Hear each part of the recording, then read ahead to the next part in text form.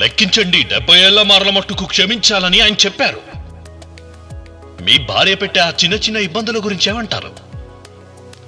మీ భర్త అయినా 70 ఏళ్ల మార్ల మట్టుకు క్షమించాలి.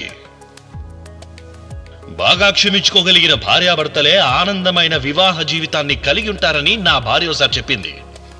ఇది నిజం. క్షమించాలి, ఒకరినొకరు క్షమించేవారిగా ఉండాలి. యేసయ్య క్షమించాలని నేర్పారు, ఓ విప్లవాన్ని నేర్పారు.